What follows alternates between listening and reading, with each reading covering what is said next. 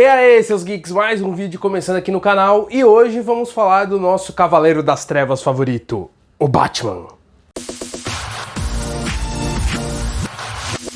Mas hoje não é nada de ranking de melhor Batman ou até de melhor Coringa, porque hoje a gente vai comentar sobre Batman O Retorno, né, que completa 30 anos em 2022, né, a sequência do filme também dirigida pelo Tim Burton e que tem uma importância muito significativa para a cultura pop, e é justamente sobre esse ponto que eu vou comentar aqui no vídeo. Isso porque mesmo tendo sido lançado 3 décadas atrás, o filme ele é relevante até hoje porque ele traz uma discussão muito fundamental, principalmente para o universo dos super-heróis. Mas antes de fato a gente entrar na importância que o filme do Tim Burton tem, é importante dar um contexto de quando o filme foi lançado. No caso do Batman Retorno, ele foi lançado em 1992, porém é importante a gente voltar uns aninhos atrás para falar de 1989, quando foi lançado o primeiro Batman do Tim Burton. Isso porque o primeiro filme do Tim Burton foi um sucesso estrondoso lá em 89, porque foi a estreia do Batman nos cinemas depois das séries do Adam West lá dos anos 60, então existia esse boom ali de ter o Batman no cinema finalmente, e estrelado pelo Michael Keaton, tendo Jack Nixon no elenco, então já era uma espera gigantesca e o público foi até o cinema assistir, tanto que o filme fez uma bilheteria estrondosa na época, então foi um sucesso absurdo, mas o Tim Burton ele não ficou muito satisfeito com o filme que ele mesmo tinha feito.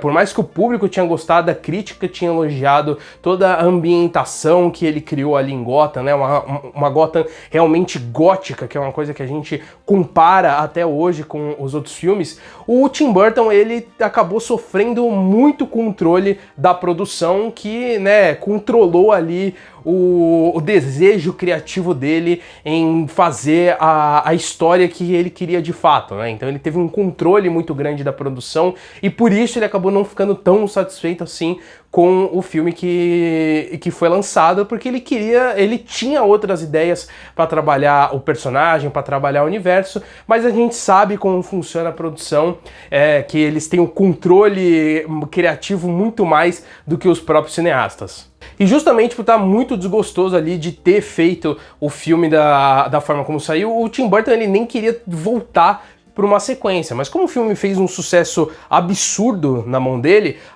os produtores chegaram e falaram: Tim, a gente te dá uma carta branca se você fizer o segundo filme. E isso brilhou os olhos do Tim Burton, que falou assim: agora que eu vou ter uma liberdade criativa, então eu quero fazer um segundo filme. E assim, ele aproveitou absurdo essa carta branca da produção, tanto que ele já mudou muita coisa que os produtores queriam, né? Os produtores eles queriam ter colocado o Robin no segundo filme, o Tim Burton já cortou. Os produtores queriam a Vicky Vale de volta pro segundo filme, o Tim Burton foi lá e cortou.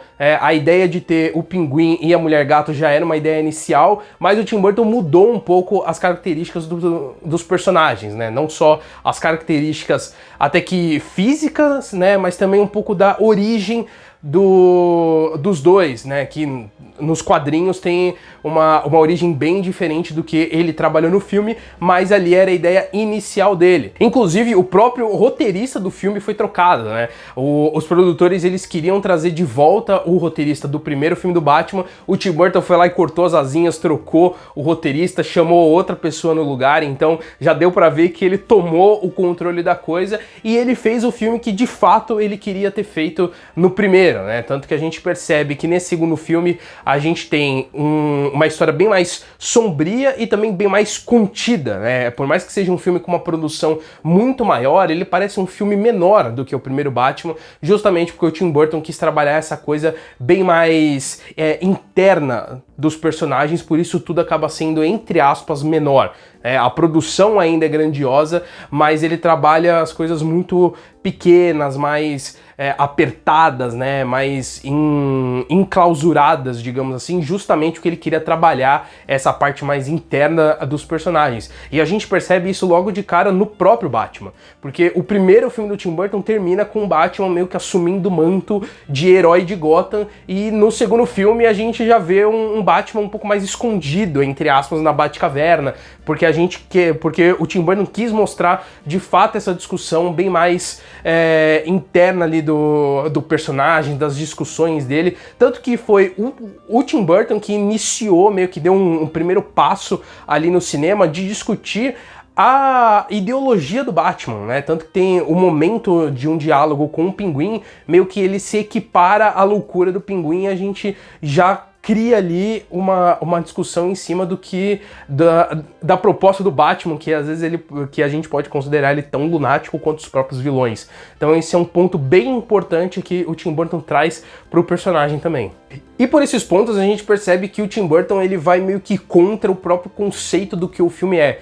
É porque filme de super-herói, tanto para a visão do público quanto para a visão dos produtores, é um filme blockbuster, né? Um filme grande que vai levar as famílias pro cinema, que vai fazer a galera gritar como se fosse um evento, coisas que a gente vê muito forte hoje com a Marvel. Só que o Tim Burton, justamente por ter essa proposta um pouco mais interna dos personagens e na própria história, ele fez um filme menor do que um blockbuster pede. E por isso, claro que os produtores não gostaram do resultado do Batman: O Retorno, justamente por o Tim Burton ter ido meio que contra ali tudo que o mercado pedia, né? Então a Warner queria que as famílias fossem durante as férias assistir o Batman, e quando chega para assistir o Batman tem cenas sombrias, tem discussão interna sobre o personagem, então não era ali de fato um blockbuster, porém era a visão do Tim Burton, era a visão que o Tim Burton queria colocar naquela história e naqueles personagens. E esse ponto sombrio que ele coloca no filme tem alguns detalhes bem interessantes que acabaram resultando negativamente pro filme, que, primeiro, alguns pais mandaram cartas pra Warner criticando o filme por trazer essas cenas bem pesadas e até assustadoras para as crianças. E um outro nome bem interessante envolvido aí nos bastidores é o McDonald's. Sim, a rede McDonald's na época era uma das grandes parceiras ali da Warner, então tinha ali um investimento financeiro muito grande da parte do McDonald's pro filme, e consequentemente o McDonald's se utilizava dos direitos autorais para fazer os brinquedos do McLanche Feliz e usar nas divulgações. Só que o Tim Burton ele fez esse tipo de cena aqui, ó.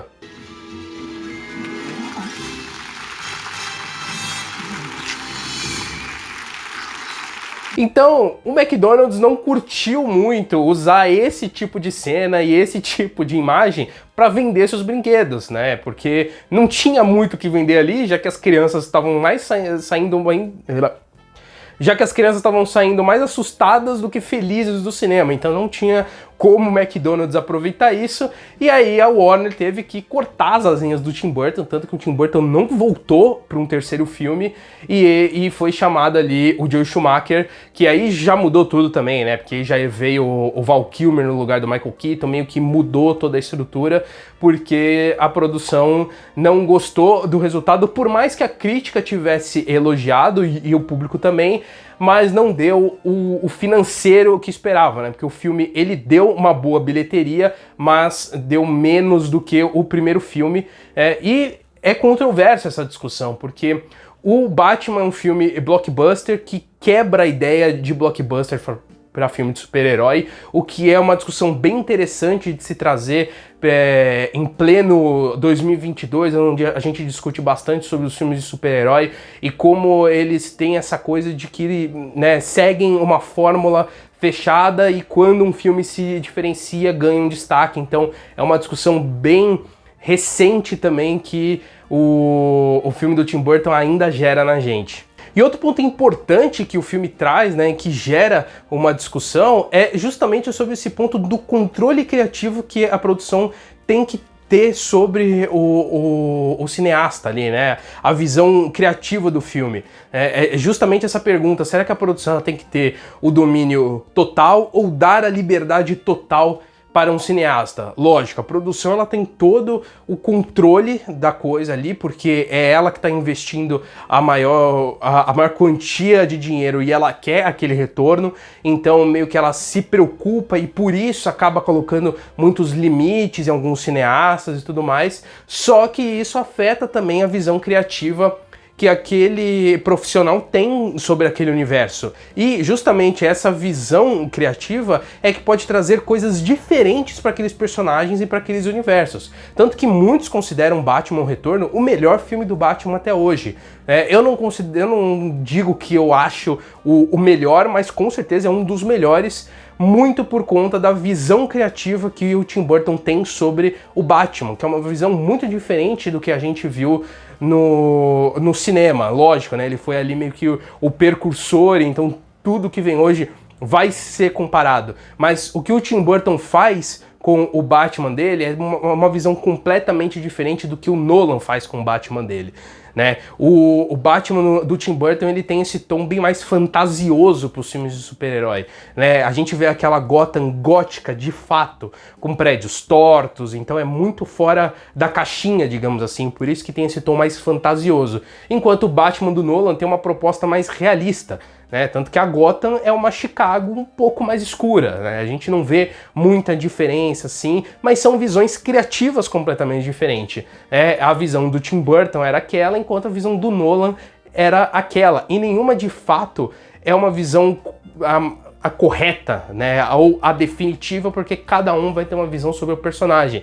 E isso é muito importante da gente ter no cinema, principalmente no cinema de super-herói, que já está dando seus primeiros passos pro cansaço, digamos assim, né? Por mais que os filmes da Marvel venham fazendo muito sucesso, né, e venham atingindo um número muito alto de bilheteria, é um estilo de filme que tá meio que chegando ao seu limite, assim. A gente já vê a Marvel meio que não conseguindo trabalhar igual trabalhava antes, e uma discussão muito forte dentro da Marvel justamente sobre esse controle criativo sobre os cineastas, né? A gente tem toda a questão da Chloe Zhao no Eternos, em que a gente vê pequenos elementos em que tem a cara da Chloe Zhao, só que não é um filme da Chloe Zhao porque ainda é um filme da Marvel. Então eu acho que essa discussão que o filme do Tim Burton criou lá em 1992 é relevante até hoje, principalmente para os filmes de super-herói. Lógico, isso atinge também outros filmes, outros universos, né, que a gente vê também a produção tendo uma função ali muito presente, e tira ator, e tira diretor, tira roteirista, muda isso, muda aquilo, e que acaba afetando a obra em si e faz a gente frustrar um pouco. Então é justamente por isso que o Batman Retorno ele tem essa grandiosidade para a cultura pop, justamente por gerar essas discussões que a gente tem até hoje. E goste você ou não, você precisa admitir que Batman Retorno tem essa importância para a cultura pop como um todo. Aliás, a maioria dos filmes de super-herói que a gente vê hoje, a gente deve pela existência de Batman lá atrás, do Tim Burton, que meio que deu o pontapé inicial para os filmes de super-herói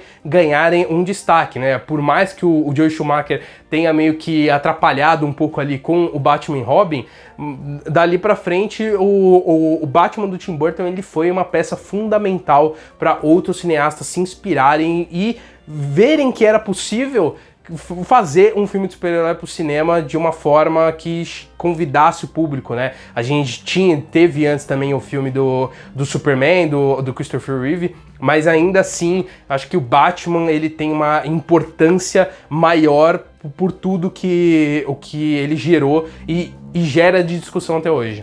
Então é isso, gente. Se você gostou do vídeo, clica no gostei aqui embaixo e, claro, não se esqueça de se inscrever no canal. Vem aqui no comentário fixado para conhecer todas as redes sociais da oficina, que a gente produz conteúdo em vários lugares. E comenta aqui embaixo também se você gosta do Batman do Tim Burton. E comenta também aí qual é o seu Batman favorito. Então é isso, gente. Até a próxima. Valeu! Eu já falei isso, eu não sei porque eu tô repetindo.